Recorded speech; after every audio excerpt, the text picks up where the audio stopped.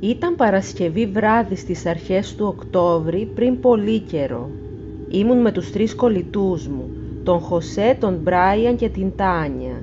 Βαριόμασταν πολύ και ψάχναμε τι μπορούσαμε να κάνουμε. Ήταν μια όμορφη φθινοπορεινή βραδιά με δροσερό αεράκι, οπότε θέλαμε να βρισκόμαστε έξω. Δεν συμβαίνουν και πολλά στη βαρετή μας πόλη και δεν ήμασταν αρκετά μεγάλοι για να πάμε σε μπαρ.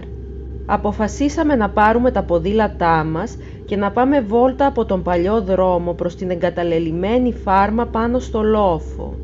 Παλιά ήταν κανονική φάρμα με χωράφια στη μία πλευρά της και πυκνό δάσος στην άλλη. Ο ιδιοκτήτης της δεν έμενε πια εκεί και οποιοσδήποτε την είχε αγοράσει δεν την είχε χρησιμοποιήσει για πολύ καιρό.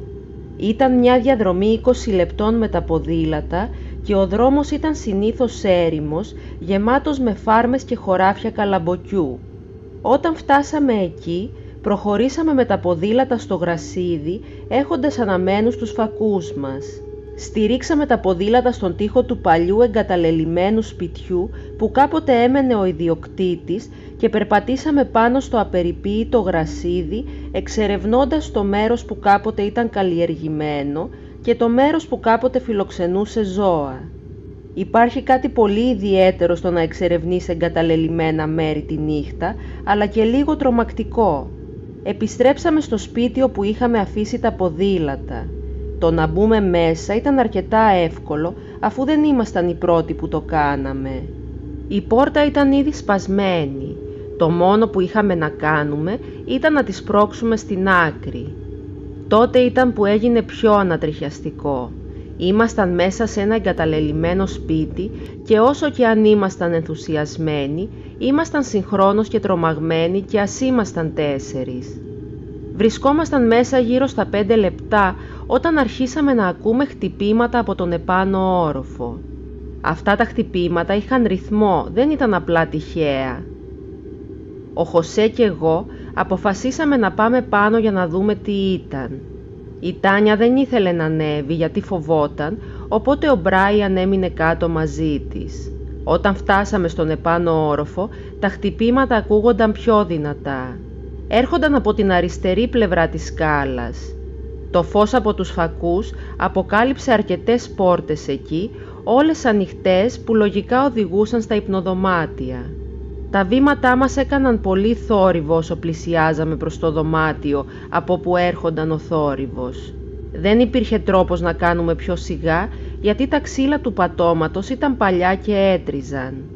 Όταν φτάσαμε σχεδόν στο τελευταίο δωμάτιο, τα χτυπήματα σταμάτησαν. Ψιθύρισα στον Χωσέ «Είναι ζώο», μου είπε να κάνω ησυχία. Έριξα το φως από τον φακό μου μέσα στο δωμάτιο και σκάναρα από την αριστερή πλευρά προς τη δεξιά. Σταμάτησα όταν το φως έπεσε πάνω σε μία αντρική φιγούρα στη γωνία του δωματίου, η οποία είχε γυρισμένο το πρόσωπο προς τον τοίχο. Μπροστά της ακριβώς, ο τοίχος ήταν κατακόκκινος και φαινόταν σαν να ήταν γεμάτος αίμα. Πιθανόν εκείνος χτυπούσε το κεφάλι του στον τοίχο, γι' αυτό ακούγαμε τα χτυπήματα. Ο Χωσέ γύρισε το φακό του πάνω του και οι δύο τιναχτήκαμε πίσω. Αρχίσαμε να τρέχουμε προς τις σκάλες και ενώ κατεβαίναμε ακούσαμε μία απέσια κραυγή που μας έκοψε το αίμα να έρχεται από εκείνο το δωμάτιο. Αρχίσαμε να ουρλιάζουμε και οι 4 καθώς τρέχαμε στα ποδήλατά μας. Ακούσαμε δυνατά βήματα στις σκάλες να έρχονται από το εσωτερικό του σπιτιού, ενώ η κραυγή γινόταν δυνατότερη. Τρέξαμε όλοι στα ποδήλατά μας εντελώς φρικαρισμένοι και οδηγήσαμε μακριά όσο πιο γρήγορα μπορούσαμε. Δεν κοιτάξαμε πίσω. Συνεχίζαμε να κάνουμε πετάλι γρήγορα μέχρι που φτάσαμε στο σπίτι μου. Δεν έχω ιδέα τι ήταν αυτό που είδαμε εκεί και δεν πρόκειται να προσπαθήσω να το εξηγήσω. Όταν ήμουν μικρός, είχαμε πάει με την οικογένειά μου σε ένα resort πάνω στα βουνά 2 φορές. Έχει κλείσει εδώ και πολύ καιρό, αλλά θυμάμαι ότι ήταν ένα πολύ όμορφο μέρος με οικογενειακή ατμόσφαιρα.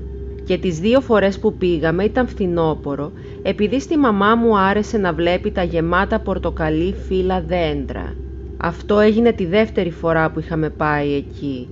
Νομίζω ήμουν 6 χρονών, ο αδελφός μου ο Κόρη ήταν 10 και ο μικρός αδελφός μου 4. Οι γονείς μου φυσικά έδιναν περισσότερη προσοχή στο μικρό μου αδελφό, αφού ήταν σίγουροι πως ο μεγάλος μου αδελφός θα είχε το νου του σε μένα.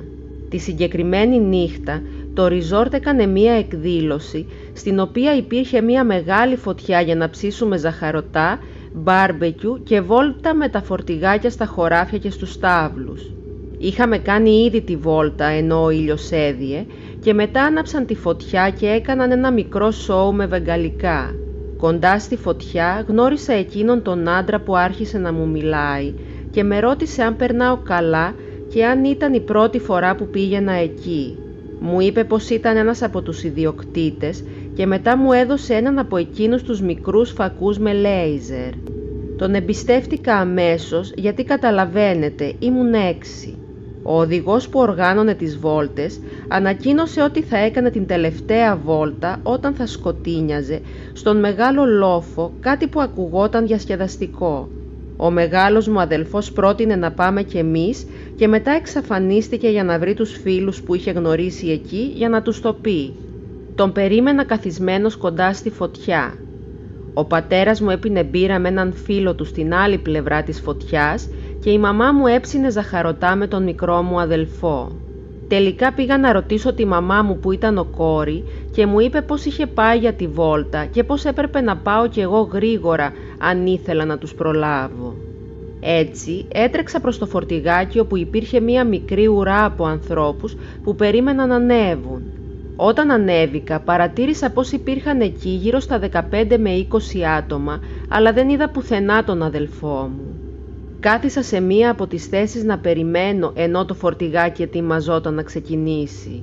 Είδα εκείνον τον άντρα που είχα γνωρίσει νωρίτερα να ανεβαίνει μαζί με μία γυναίκα και ήρθε να κάτσει δίπλα μου μόλις με είδε. Με ρώτησε πού είναι η οικογένειά μου και έγνεψα ότι δεν ξέρω. Ο αδελφός μου δεν ανέβηκε ποτέ για τη βόλτα. Η γυναίκα κάθισε δίπλα του, με κοίταξε και χαμογέλασε. Μου είπε πως ήταν η σύζυγός του. Με ρώτησε αν είχα ακόμα το λέιζερ που μου είχε δώσει και του απάντησα ναι δείχνοντάς το. Μου χαμογέλασε. Όση ώρα μιλούσα μαζί του, η γυναίκα του με κοιτούσε και χαμογελούσε. Μου μιλούσαν καθ' όλη τη διάρκεια της βόλτας. Όταν πλησιάσαμε την πλαγιά του λόφου, ο οδηγός είπε πως θα ανέβαζε ταχύτητα. Ο άντρας είδε ότι ήμουν νευρικός, έτσι όταν αρχίσαμε να κατεβαίνουμε γρήγορα την πλαγιά, μου έπιασε τα χέρια και τα σήκωσε ψηλά, όπως όταν βρίσκεσαι σε τρενάκι του Λούνα Πάρκ. Μου φάνηκε πολύ διασκεδαστικό. Ο άντρας με ρώτησε αν είχα επισκεφθεί την αίθουσα με τα ηλεκτρονικά παιχνίδια που είχε το resort και όταν του απάντησα αρνητικά, μου είπε ότι έχει εκείνος τα κλειδιά και αν ήθελα να πάμε. Φυσικά έγνεψα ναι.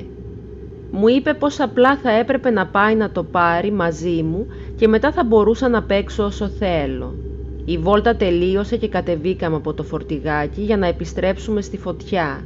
Ο άντρας και η σύζυγός του περπάτησαν μαζί μου και η γυναίκα κρατούσε το χέρι μου και με φώναζε γλυκό της όποτε ήθελε να μου πει κάτι. Ο άντρας μου είπε πως η αίθουσα δεν ήταν μακριά, ενώ απομακρυνόμασταν από το φως της φωτιάς και πηγαίναμε προς το σκοτεινό μέρος που βρίσκονταν οι ξενώνες και τα γραφεία. Άκουσα τον Κόρη να με φωνάζει, γύρισα και τον είδα να μας κοιτάει. Του φώναξα πως πάμε στην αίθουσα με τα παιχνίδια. Ο άντρας και η γυναίκα κοίταξαν πίσω αλλά δεν είπαν τίποτα. Ο αδελφός μου δεν είπε κάτι άλλο, ούτε μας ακολούθησε. Όταν απομακρυνθήκαμε αρκετά από τη φωτιά, η γυναίκα έσφιξε πιο δυνατά το χέρι μου και αρχίσαμε να περπατάμε πιο γρήγορα. Κάτι δεν πήγαινε καλά γιατί το χέρι μου άρχισε να με πονάει.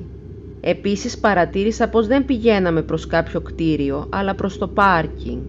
Όταν ρώτησα πού πάμε, ο άντρας μου είπε πως πάμε να πάρουμε το κλειδί για τα παιχνίδια. Το επόμενο που θυμάμαι είναι η πανικόβλητη κραυγή της μαμάς μου να ακούγεται πίσω μας. Ούρλιαζε να με αφήσουν. Η μαμά μου έτρεχε προς το μέρος μας με μανία και οι δύο άγνωστοι απομακρύνθηκαν από μένα. Θυμάμαι τη γυναίκα να λέει ψέματα ότι με πήγαιναν προς τη ρεσεψιόν. Η μαμά μου άρχισε να τους φωνάζει και να τους βρίζει. και οι δύο με άφησαν και άρχισαν να απομακρύνονται γρήγορα μέσα στο σκοτάδι.